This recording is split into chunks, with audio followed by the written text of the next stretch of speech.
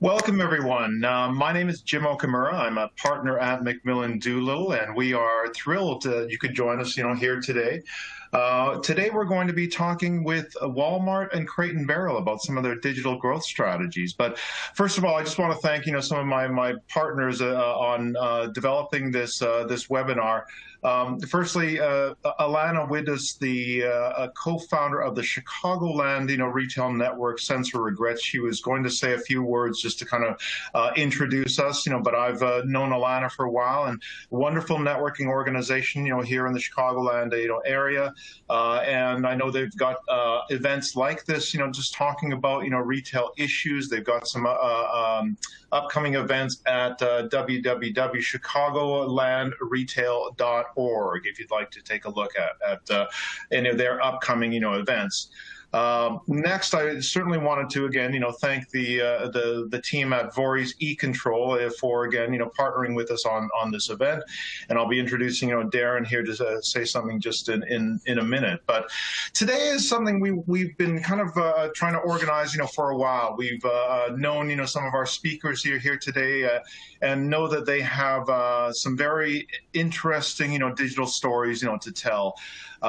Certainly over this past year, we've seen a tremendous shift in the retail market overall. As we take a look at the acceleration of e-commerce that we've been seeing globally, we're approaching, or depending upon your measure, your definitions, we may have even exceeded 20% of total retail in the e-commerce channels. And we've always said that's kind of a key number for us to kind of reach, because anytime we're looking at the specific category, we've seen again, the industry really kind of shift and get disrupted as e-commerce, hits that 20% mark. So now that we're at that, stage with the acceleration of e-commerce, certainly we're seeing again, a lot of, strategies, changing in the market. Just in the news, the other day, as we saw again, Nike making some announcements of where again, they're really focused on their direct-to-consumer, retail channels, including e-commerce, of course.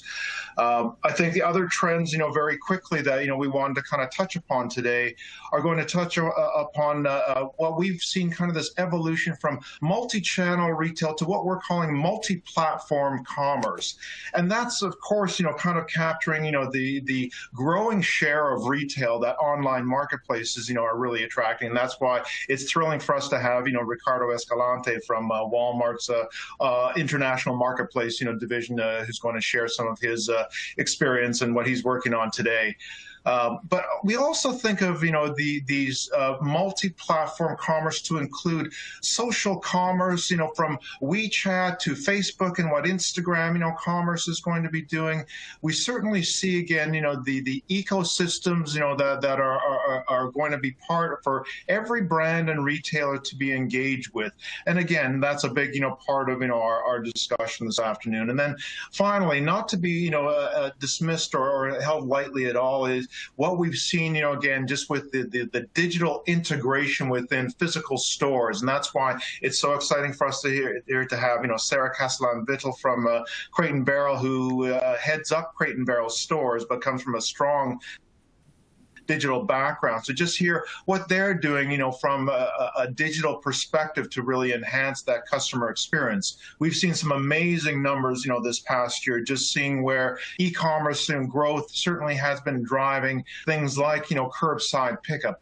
Target's, numbers alone, when you're seeing things like 700% year-over-year increase from their last Q2, performance in their curbside pickup, orders, certainly is kind of an indication of just how much change that we've been going through. But again, really exciting for us to have Crate and Barrel join us, because we knew that they were always a leader in omni-channel and kind of integrated, digital strategies. So again, we're going to hear more from Sarah shortly in terms of what they've been doing. But for now, I wanted to kind of introduce, like our panelists. And I'm going to start just with by asking Darren Garcia to introduce himself and his role at Vorys eControl. Darren? Hi, everybody. Thanks for joining today. I'm Darren Garcia. I'm a partner at Vorys eControl.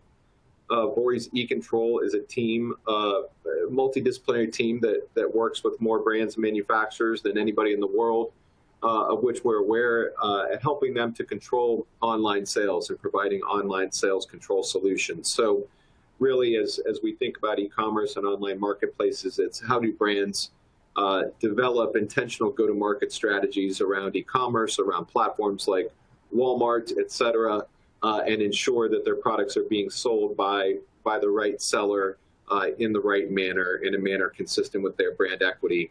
And we do that work all over the world. So happy to talk with you here today. Thanks, Jim. Yeah, and certainly look forward to kind of hearing some of your perspective on some of the international markets that I know you've been leading the charge, for Vorys. Sarah, please, introduce yourself. Hi, Jen. It's great to be with you. Thank you so much for having me today. I'm currently the Vice President of Stores for Crate & Barrel. I am ultimately responsible for bringing our brand strategy to life in our stores, but also providing a seamless customer experience across all of our brand channels. I run our field and store operations team, having the privilege to lead a very passionate and talented group of leaders across North America. Very cool. And again, looking forward to kind of diving in there.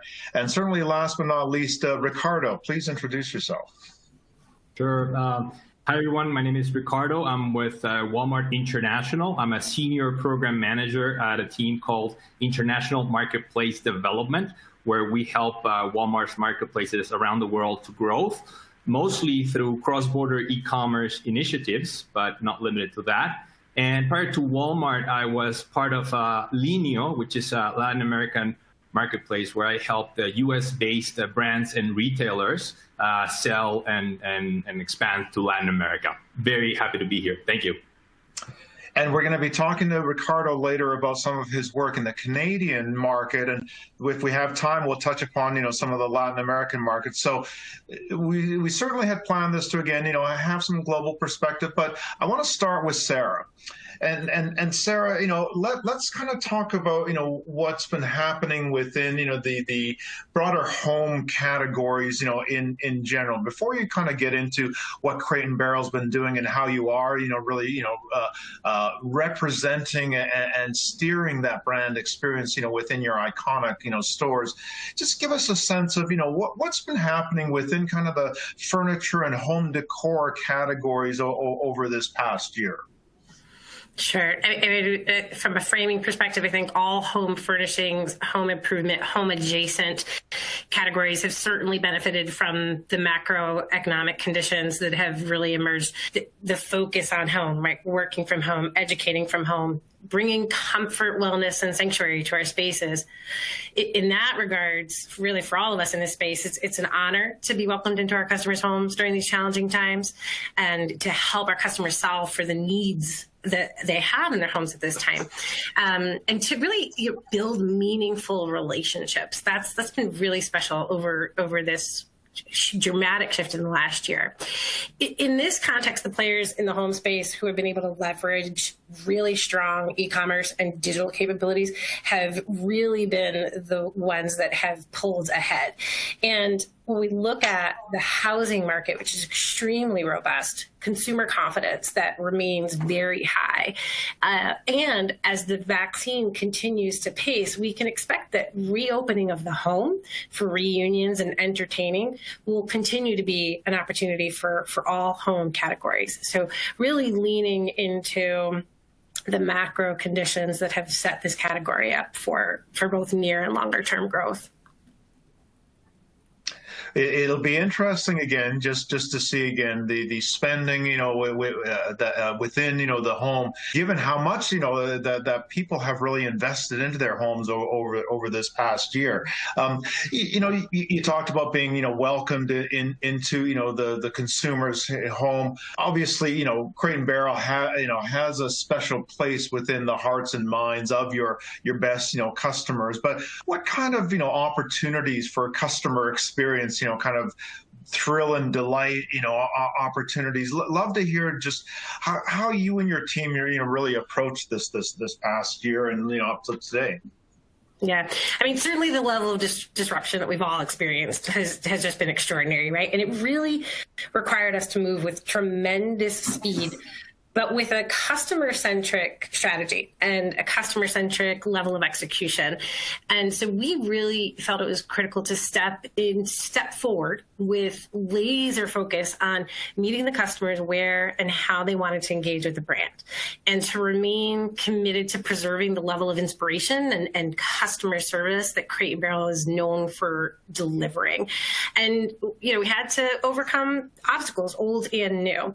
So first and foremost, I think, what was the customer experience? Safety, right? Keeping the health, safety, and well-being of our associates, customers, and communities at the forefront of our thinking. And that will remain a pillar for us. Really our laser focus around new shopping experiences, a fully digitized, high capacity curbside option, as well as ship from store. So the transformation of that back of house, private shopping appointments, virtual shopping experiences, which also include full-scale virtual design consultations, right? Bringing us into the home via video. And delivering these experiences in a really strong way has also provided us with a resilient way to be there for our customers in light of ongoing COVID restrictions and changes in the environment. Right? I think about our stores in Toronto right now. The sales floors are closed again for the third period, but we continue to deliver a very robust virtual and curbside business during that time. And I think the last piece that's really important here is, as the stores reopened, synchronizing the brand experience across all touch points, really being able to provide seamless customer service and seamless experience in all channels.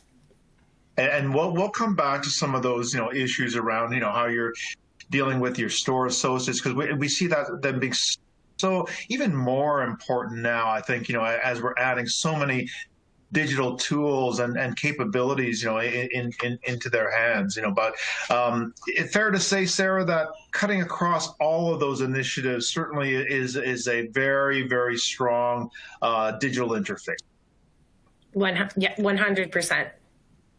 And again, that's why I found it so interesting, with your background, right? And I don't know if you just want to briefly touch upon your background has largely been, digital and international. And it's not like you're coming up classically through the store operations, right? No, it was definitely a pivot and a shift for me. I originally joined Crate & Barrel looking after our international business with a mandate for growth. And that followed a long career in New York City fashion, where I was really focused on new business channel development internationally. And that included launching, building out, and running J. Crew's CrossBorder e-commerce business globally before then stepping into brick and mortar and wholesale distribution channels. So an e-commerce leader, an international leader, with this tremendous opportunity to drive this business here now. More and more we see, again, digital leaders really kind of, having oversight over the store experience, which says, I think, a lot about where we're at as an industry. Ricardo, let's kind of, turn to you. And, again, before we get into, again, some of those specifics of what you've been working on within the Canadian, market, for Walmart, I wanted to just ask if you can kind of just start with, give us, a sense of, the current state of Walmart's, online marketplace, investments domestically as well as, internationally. Let's start with that. Sure. So Walmart currently has marketplaces in the US, Canada, Mexico, India, and South Africa. And Walmart is also a seller in JD's marketplace in China, and also in Rakuten marketplace in Japan. So again, we have presence in 28 markets with physical stores. We have online e-commerce in most of those markets, but marketplaces strategies are the ones I just mentioned to you. And earlier in your introduction, you kind of mentioned how you've been focusing a lot on cross-border e-commerce. So it's interesting that again, Walmart not only, is the marketplace in several markets, but Walmart's an active, seller cross-border kind of even adds more complexity. Is that, a fair comment to say? And can you talk a little bit around, why cross-border and, why that's, a big part of your team's mandate? Sure. So yeah, I mean, for Walmart, definitely cross-border is one of our growth strategies. And we know that it's a way to leverage assortment that we have in one market and make it available in other markets, right? So just to give you an example, I mean, China, Walmart entered China, we opened stores, we opened e-commerce, but then we realized that maybe the best way to move forward was to partner with a local partner, and that was the case of JD, right? So again, we have millions of items available in Walmart.com, and some of that assortment is very interesting for Chinese consumers, right? So we partnered with them, we were able to set up as a seller, and now we have a whole new channel for selling and access to these millions of customers. So we partner and we succeed. And that's, again, we'll get into this, as we move to Darren, again, why, brands, again, are looking to marketplace channels, so actively and trying to really balance that with, traditional distribution. But let's kind of just talk about that because, for most of our audience, I think we almost assume they understand, the online marketplace model, but for many, it's still new, right? And so just explain, how third-party sellers' business models different from selling wholesale, to Walmart, and why are brands, really kind of embracing marketplace channels? For sure. So the main difference when you are a seller in a marketplace is that you control inventory and pricing. With the wholesale model, is usually the retailer who buys wholesale and then decides on the pricing to resell to the customer, right? So that's really the main difference, right? Inventory and pricing. So there's other details, but I think that's the main difference. Now, why are retailers and brands joining our Walmart marketplaces? Well, that's because we give them access to the millions of customers that Walmart has across the world. That's because we give them access to the omni-channel experience that Walmart is trying to offer our customers around the world. We literally have thousands of stores, and we're really doubling down on our omni-channel strategy, right? So when sellers join our marketplaces, we give them access to we give access to our customers to buy from these sellers, and then the seller can benefit from pay in store, which is popular in some marketplaces, like in Mexico. Pick up in store, which is popular in every place in the world, and then return in store, right? So again, this is something that allows the seller to have pretty much the capacity to leverage the thousands of stores that Walmart has across the world and access to the millions of customers that we serve every day. Additionally, we allow the sellers to leverage the technology and the services that Walmart has been developing to make selling more easy and accessible. Very concrete example is fulfillment and shipping, right? We've been able to partner with logistics companies and we negotiate rates on behalf of the sellers, right? We use our purchasing power to negotiate with these carriers, and then we pass these services to sellers, right? So again, I think there's a lot of benefits, but I think the number one is just partnering with the biggest retail in the world.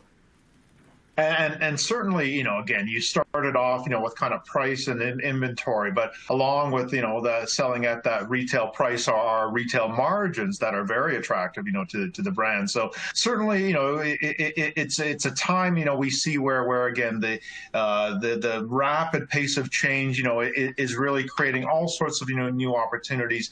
And let's pull Darren in on this now, because, Darren, certainly where Vorys eControl, again, has been doing some fantastic work, you really in helping, like a branded, manufacturers really understand, how to, again, control their selling experience. Talk a little bit around, typical issues, that brands are facing, when it comes to, again, growing their share, within, online marketplaces in general. Sure. So I think that at the highest level, you have companies, branded manufacturers that for years, decades, century or more have operated under the philosophy that scaled distribution is where it's at in terms of their revenue and their profits and getting their products out as far and wide as possible, into as many doors as possible, et cetera. And you have that ethos that permeates, so many organizations across B2B, B2C verticals today, and enter the world of online marketplaces where you have, essentially what are, platforms that, people can go obtain products and sell there, and oftentimes sell in a way or in a manner that's very different from how brands have sold historically through distributors, through retailers. And, you have a model that really rewards more limited distribution. So ensuring that, whether you're selling first party to Walmart or through some sort of 3P strategy, for example, on the platform, that your sales are flowing through your intended authorized seller, and you're able to optimize things around your marketing spend and those sorts of things. And so, it's a very big shift in thinking for brands, and really, as these channels grow in size and importance within organizations, their need to be profitable and to be consistent with brand image, brand equity, all of those sorts of things, puts brands in a position where they really have to evaluate, okay, yes, we know commercially we need to be there, we want to be there, this is crucial to be there. Now, how do we ensure that our strategy is best protected? Is really what this whole notion of control as it overlays how brands are interacting with these platforms. And Darren, give us a sense of, what's changed, over this past year. I mean, have the brands even further embraced, kind of, marketplaces, as well as getting their, call it eControl house in order? What's taken place? Yeah. Yeah, 100%. I mean, and everybody on this call has likely seen the statistics and knows them even better than we. But, e-commerce has catapulted forward. Online marketplaces capture an ever-increasing share of that pie. And brands need to be very intentional about how they're going to market there, both in terms of simply, driving sales, driving awareness, and also being able to coexist with their other channels. They don't want a ton of channel conflict and things like that. But I think we've seen across multiple categories, again, B2B, B2C, just about every product type you can imagine, doubling down on their marketplace strategy and really realizing that the future of their organizations is going to flow very much through those channels. I think, you're dead on that. Again, we hear the doubling down comment, quite often, from a lot of, brands. What we've also been kind of observing, and this was some of our work in Europe this past year, where we've seen, again, the rise of it. I think, more of the vertical marketplaces, whether it's a Zalando, in the fashion market in Europe, or whether it's a Chrono 24, and if you're looking to buy, watches, or Reverb in the musical instrument space acquired by Etsy, kind of more recently. The proliferation of vertical or specialty marketplaces is something that we see kind of, coming. How does that change, for some of, your clients? I mean, we've seen cases, where clearly brands, like are looking to the big, marketplaces like, Walmart or obviously Amazon, but also looking to, again, niche or vertical marketplaces to serve a different, function. What does that change, in terms of, their eControl strategies?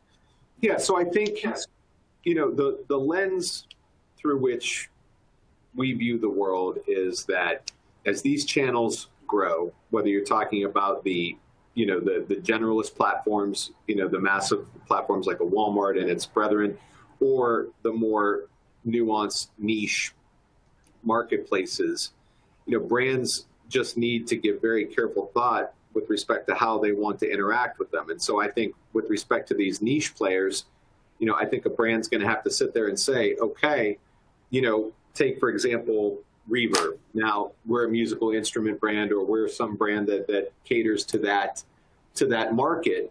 And are our products there to begin with? Does somebody already have our products there? Okay.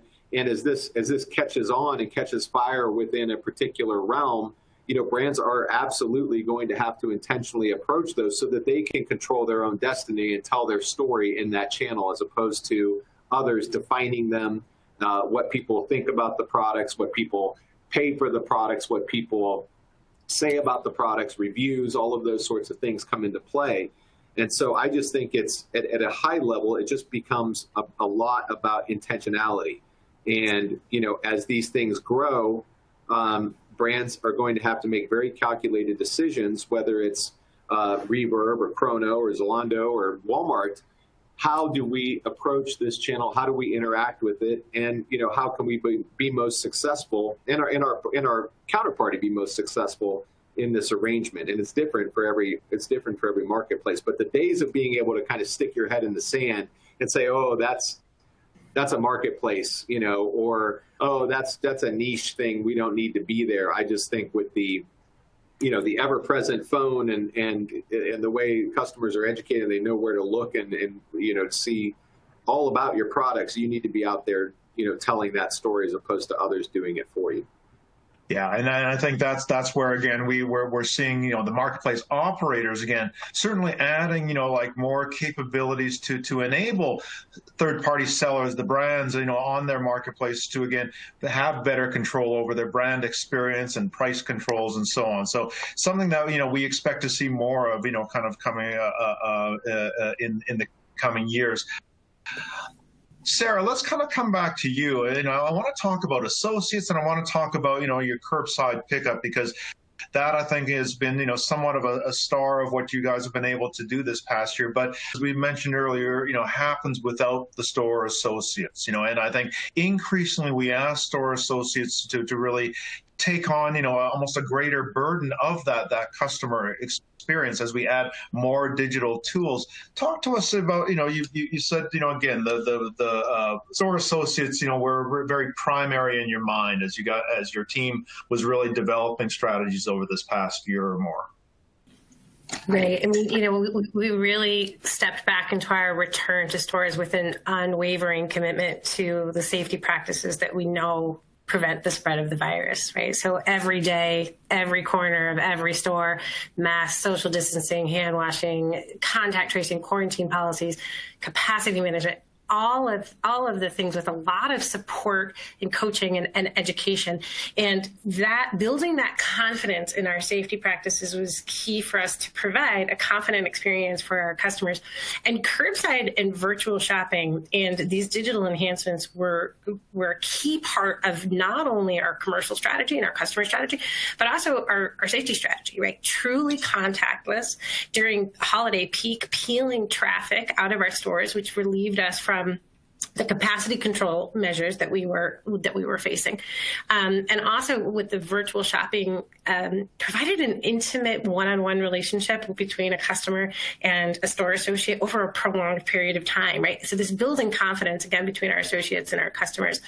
But really, we also really relied on our online channel, our digital messaging, our customer communications to not only reassure our customers of our safety practices, but also to set the expectations with our customers about what they could expect into the stores and really expose those alternative services like virtual shopping, private shopping, and curbside pickup, which curbside pickup for us was just has been a tremendous success, again, from a commercial perspective and also a customer convenience as well as safety.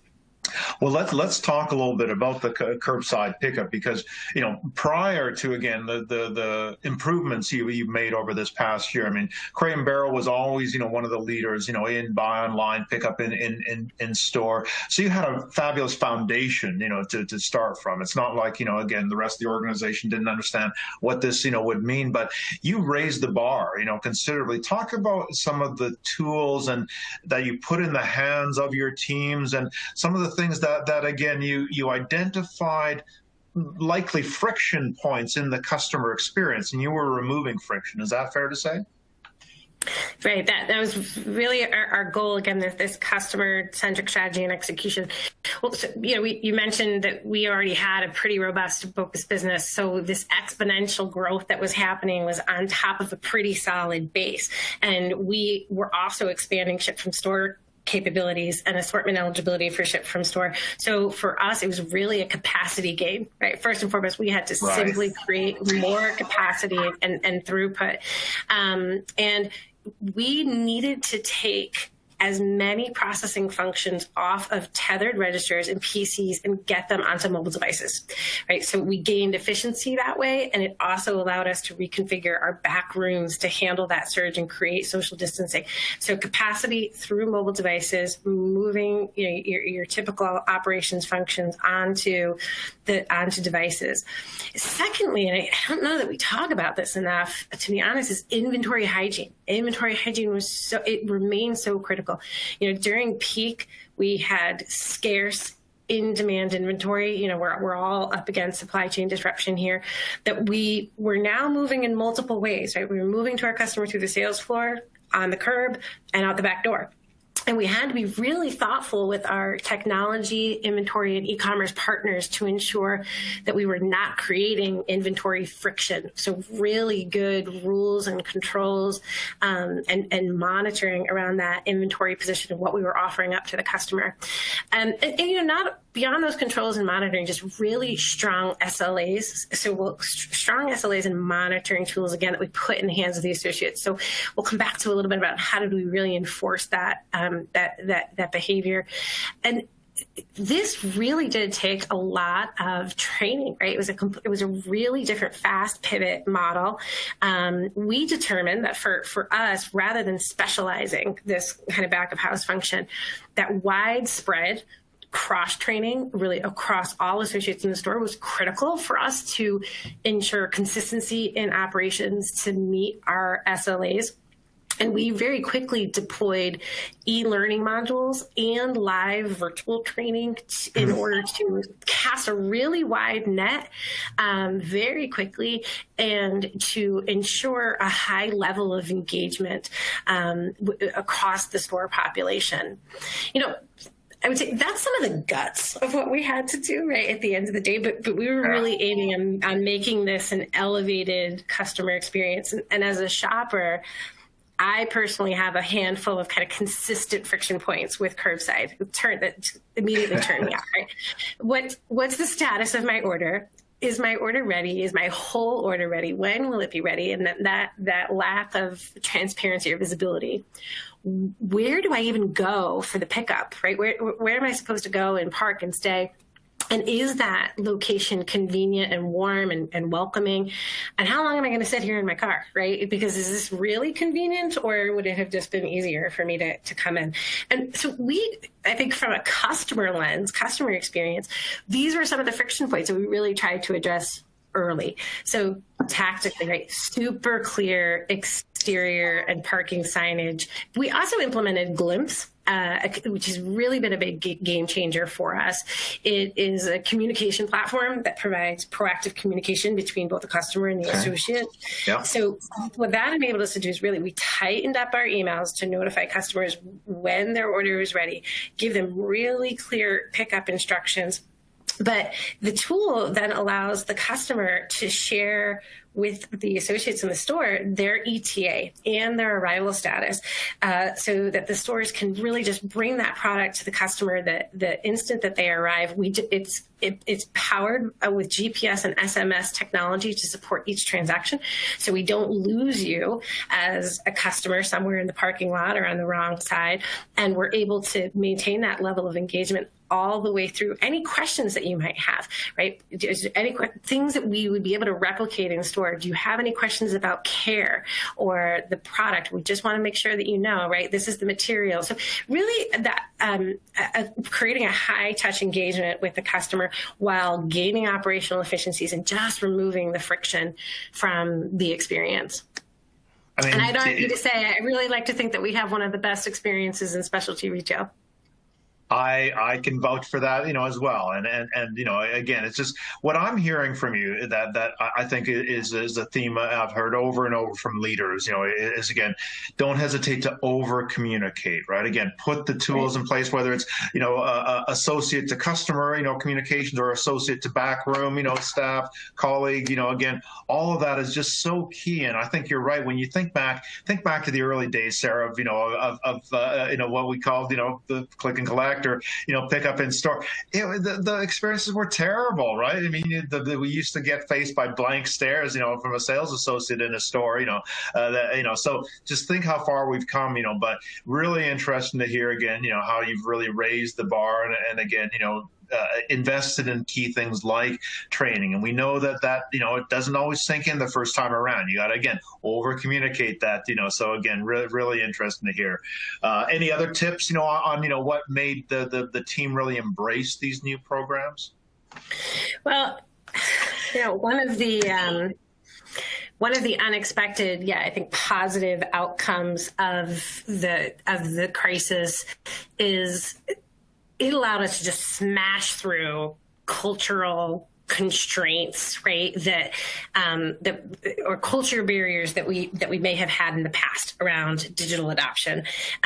It was just simply not an option, right? And our customers understood, our associates understood in a way that we never had to, that this was not critical, not only to our ability to survive the crisis, but to thrive beyond it, right? And so I think that where we saw during the store closures, right, some of the big box and essential retailers, they were establishing a new level of standard that customers then, a handful of months later when we were reopening, really expected us to have our act together, right? So I think that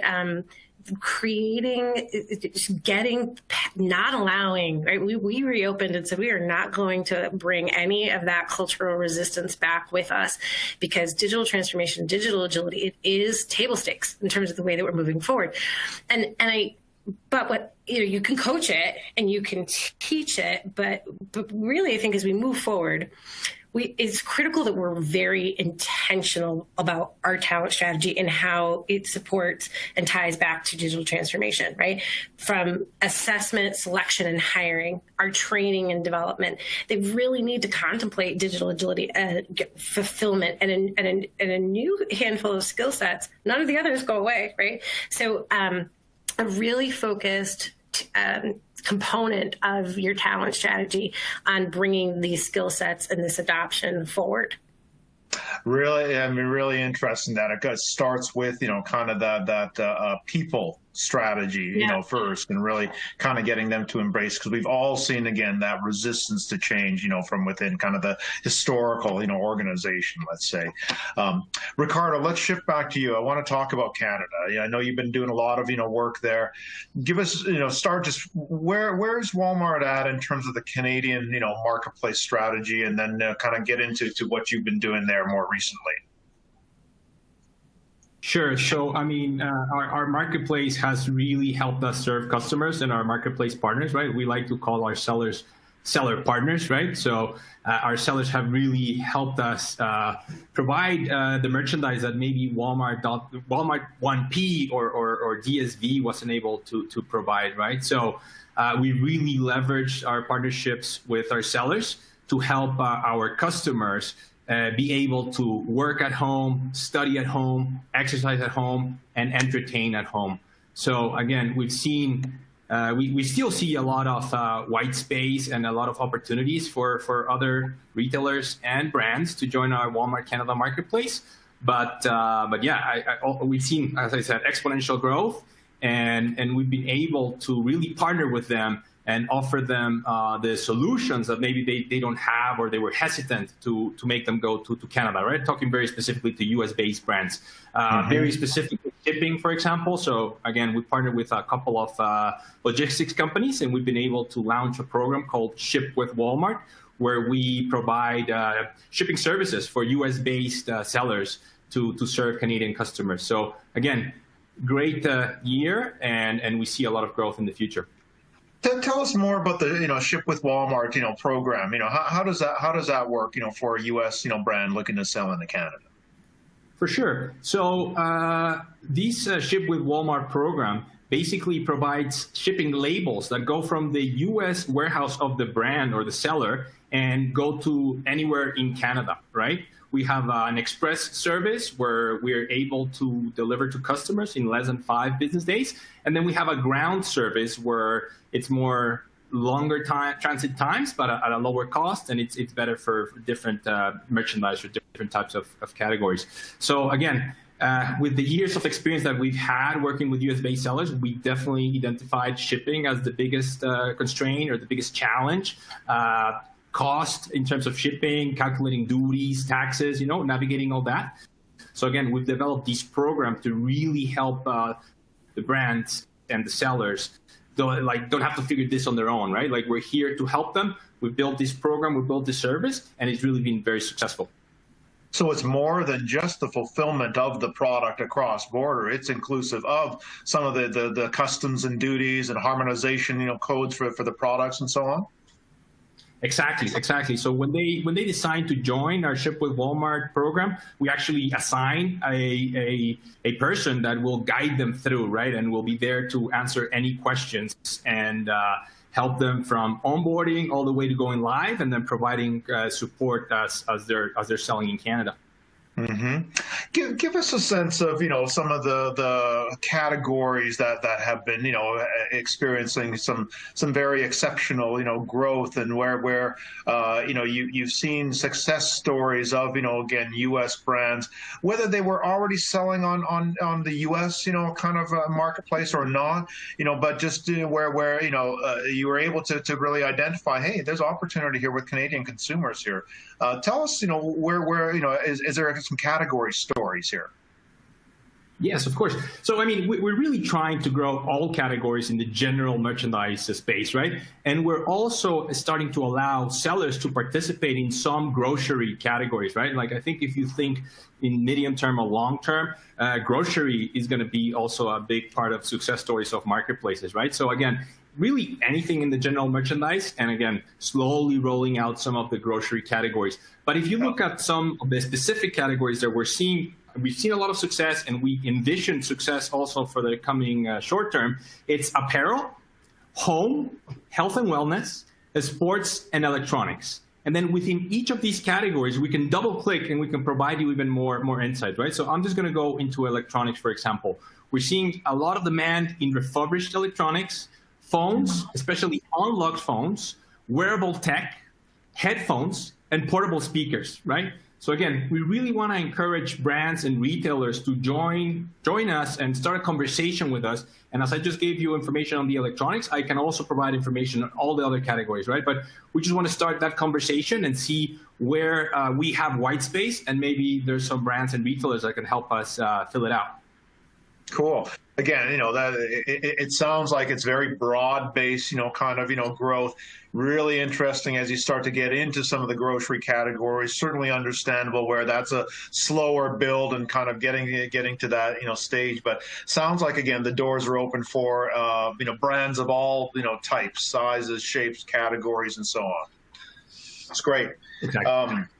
Sarah, let's kind of come back to you, because again, one of the things I wanted to touch upon, is the virtual designer services. Again, I think something that you mentioned right off the top, with how does Crate & Barrel continue to provide inspiration to shoppers who are, looking for ideas and so on? Obviously, the designers play a huge role there. Talk about virtual designers and the services that you've been able to kind of, develop. Yeah, let me just take this opportunity, and anybody who sees them or knows them, please tell them that I did so, to really celebrate the digital design services team, who did a heroic job picking up that swell of demand when the stores closed. We've always had a very strong omni-channel proposition for design services, but it was positioned towards stores, right? And it leaned very heavily towards the in-store, the in-home experience. And as stores closed, we really exposed this and offered to the customer really with this virtual team, right? Because that demand was so strong. How to measure a room, will it fit through my door, that inspiration, what goes with this, help me understand my style, down to some of our categories such as kitchen product, which is highly technical if we think about coffee and tea and electrics, and really needing that product expertise that we could put around to help them outfit their homes. It was really essential for our customers that we were able to provide this inspirational service for them digitally. And so, we've been doing this for a while now, right? So we're all largely comfortable with the collaboration tools. We've learned that we can certainly adapt and collaborate virtually, but selling virtually and showcasing product and fabric and material finishes, supporting a highly considered purchase remotely takes, in my mind, I think 3 really key things. We already talked about the first one, enthusiastic adoption from teams in terms of the technology. But this one's also really important. Great service training to build confidence and adapt to the selling process virtually. Right. So really training, supporting, and building that confidence, because it can be a little bit awkward, right? If you're used to this in the home, again, intimate relationship. So training, and support for the associates. And,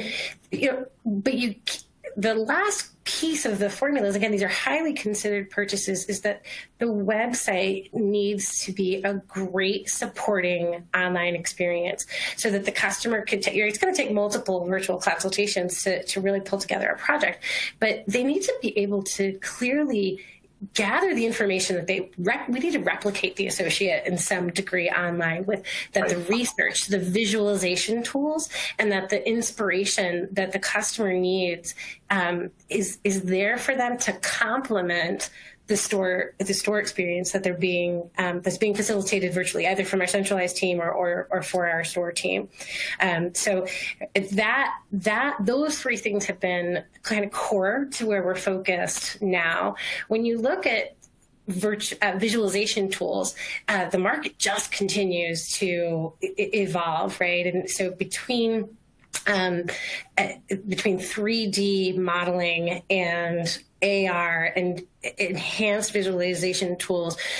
So we're going to see really this whole service continue to be digitally enhanced, and that it will evolve, over time. But the key there is for us, how do we just make that a very seamless experience, right? Whether you're physically in the store, you're working with somebody on the centralized team, you've got a project started, that we don't make you start over, right, at any point in time. Right. We really just want to hold your hand as a customer throughout that journey. I'm sure that builds, loyalty. Tell us if you're bullish on any of those visualization tools. Are you a big fan of AR, or where are you, thinking of, placing your bets? Yeah, listen, I think the tools are the tools are the tools. So, right, they're tools, and at the end of the day, your service has to lead. I think that discussion, and the quality of the deliverable that you produce is key. And when I say that service is key, I think there's a complement of tools out there, right? A mood board that's really clear, really inspiring might be enough for a customer, right? And that's appropriate for them. Then you've got the full range of a full 3D AR visualization of your home, and that's potentially for a different kind of project, right? And that's why I say, where are we placing our bet? We're placing our bet on our expertise, our service, and our brand experience. We'll select the tools as they come onto the market that really complement that and allow us to produce a best-in-class product. Great answer. Love it. Darren, let's let you talk a little bit around Europe more specifically. Again, we know that you've been leading the charge, with a lot of the international growth of the Vorys eControl, business overall. We hear brands talk all the time about Europe, and tell a little bit about selective distribution strategies, what they are, and why they're so important for those brands, who perhaps aren't aware of this in the European space. Yeah, so most brands, or maybe not, many brands have approached Europe and looked at it historically through essentially what's called an exclusive distribution model. So you would have your Italian distributor and your UK distributor and your Spanish distributor, et cetera. And that was all well and good in a brick and mortar world. Those distributors would cultivate relationships with retailers, and they would grow your business in country, and they would not be able to actively sell into other territories or countries. And that worked well for many, many years. Now, enter e-commerce, which is largely borderless, and you have the European Union's One Market Initiative, and you have the fact that under exclusive distribution, you cannot prohibit passive sales. So if somebody reaches out to a distributor in one country and says, hey, I'd love to buy your products, as opposed to that distributor actively marketing. So if they're just responding to offers or inquiries, you cannot do anything to prevent that. So what's happened is that e-commerce has essentially broken down national boundaries in Europe. And brands are really struggling to find ways to maintain lawful control of downstream resale of their products so that they can have an intentional strategy on a marketplace, for example, and not be overrun by any number of people selling their things there in ways that they don't want in a manner inconsistent with the brand. And there really is only one path forward for brands that wish to have that ability to maintain control, to have a profitable business on online marketplaces, to be able to curate those able to sell their products in this new e-commerce driven market. And that's through what's called selective distribution. And selective distribution is something that's been around in Europe for a long, long time. And it's been traditionally employed by, the luxury brands, the Louis Vuittons, the Cartiers, saying if you're going to sell my luxury handbags in your department store, you have to have these fabulous displays and, your staff have to dress in this manner, et cetera. But, you carry those criteria now into the online world and say, look, if you're going to be a reseller of my product on this particular marketplace, you need to have this level of experience. You have to have this type of seller rating. You have to have this number of reviews. You have to be able to fulfill in this manner, on down the line. And so what brands of all stripes are doing now is revisiting their distribution strategies in Europe and setting up those selective models so that they essentially have a private members club of who's able to sell their products, brick-and-mortar.com, and certainly on marketplaces where it's an even bigger deal. So it's a bit of a again, we're seeing the same thing here in the States. It's just called something different, but you're seeing brands over there in Europe that have gone to market under those exclusive national territorial models and really having to pivot because e-commerce, again, is borderless and brands have to adjust to that. Again, in an increasingly kind of, borderless, e-commerce, space, is certainly embracing those types of strategies almost sounds like it's a must-have for any kind of brands. From where we sit, I believe that it's a must-have for brands to enjoy profitable growth in the marketplace era. Mm-hmm. Okay. Well, again, yeah. Go ahead. Sorry. I just said long term. Looking out, 5-10 years from now, everybody's going to have to be set up in a particular way. Otherwise, you're just not going to be optimized in the online channel. Right. Well, again, let's kind of get into wind down mode here. Ricardo, I'd love to actually get some of your perspective. I know we've now touched a little upon what you've been doing in the Canadian market, and Darren just talked about Europe. You started by introducing, some of your background, working in, the Latin American markets, Mexico in particular. We see, again, LATAM e-commerce, again, as being one of the more exciting, kind of growth opportunities for brands and, retailers. And would love to kind of get some of your perspective on, what's happening within Latin American e-commerce, more specifically, or if you want to talk more specific to the Mexican, market, we'd love to just get some of your perspective there. Definitely. Yeah, I think Latin America is a fascinating market. If you look at the participation of e-commerce of total retail, it varies by country, but if I was to give a number, I would say it averages 4%. So if you compare that number to more developed markets, right, you can see that there's still a lot of growth ahead of it, right? Latin America has more than 600 million people living in there. And purchasing power is just growing, right, year over year, right? So I think it's pretty obvious, right, that the opportunity is huge and that a lot of growth is going to come ahead for the coming years, right? And that is a little bit in line of what Walmart has seen, right? Walmart Mexico has seen exponential growth, and really we forecast a lot of that for the future, right? Walmart has also presence in Chile, and we've seen very, very exciting growth. So again, I wouldn't hesitate. I think it's not a matter of if, it's just a matter of when, and I think brands and retailers have to be prepared and be ready to serve those customers. I think in the particular case of Walmart Mexico Marketplace, the marketplace is relatively young. We've been operating for about 3 years. When you compare that with other markets or even our marketplace in the US, like it's still relatively young, right? So there's still a lot of white space that I think brands and other retailers can help us with, right? So again, we're starting to open our Mexico marketplace to US-based brands. That's kind of like a new thing for this year. And we're developing the technology and the services that US-based brands will need, right?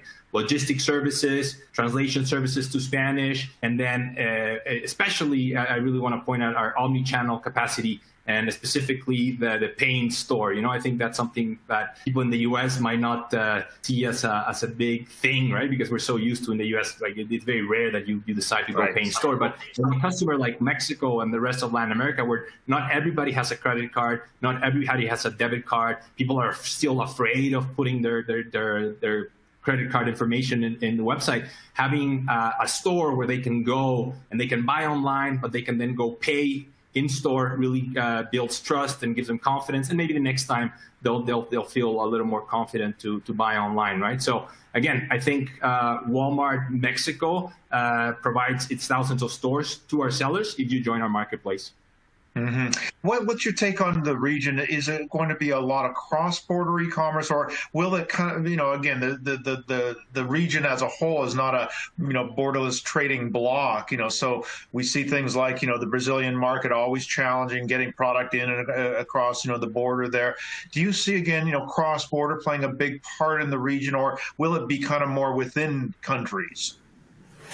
Yeah, I think, for the long tail, right, and having the capacity to just publish your catalog in many countries, and even if you have to fulfill from the US, I still see that. But I am seeing a tendency that maybe your fast-moving SKUs, and once you have enough data, right, to know what are those fast-moving SKUs, you will probably increase conversion if you put them in warehouses in country, right? So Walmart Mexico is developing this capacity, right? We call it Walmart Fulfillment Services, right? Where we will be offering fulfillment and shipping from country, right? So I definitely see that as a trend. I think for the long tail assortment, you can publish your catalog from the US, but then again, maybe some very specific products, or if you're going to do a specific campaign with a few SKUs, you can forward deploy to the market.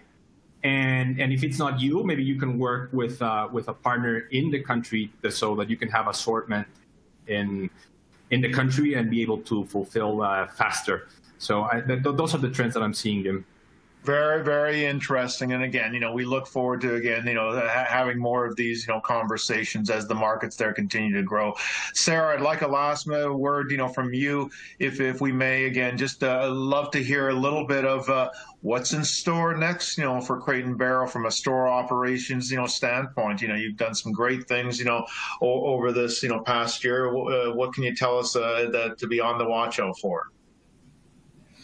Yeah, I think I've talked about it a lot here, right? Is kind of customer and service first, but enabling that really through customer data, through digital tools, through that seamless experience across all channels, and we've talked about that a lot over the years, right? An omni-channel experience, but on the whole, that hasn't been the experience, right? And so that one seamless customer experience. So I think that's what you're going to see for us moving forward. Any international news, since I know that international was near and dear to you for so many years? Anything we can kind of see from the Crate & Barrel perspective? Yeah, I mean, international remains near and dear. I'm so envious not to kind of be participating in that half of the conversation, but I'll take a minute to kind of plug what Darren and Ricardo said. In this environment now, kind of post-COVID, borderless, the way that the global community has been able to connect with brands on a global basis digitally, I mean, I think it's just taken what was already a tremendous opportunity and blown it really wide open in a more capital light, P&L friendly way. So I'm excited to see what's happening there. But we've got some exciting stores and locations that have just opened in the Dubai market, which has been for a while, continues to be really exciting. So that's the market. I'm really excited to see what the team is going to do there.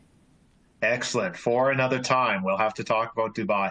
Darren, bring us home. Like any last comments? What are you and the team at Vorys eControl, really kind of, on the watch out for on behalf of your clients? Any final comments as we bring this to a close?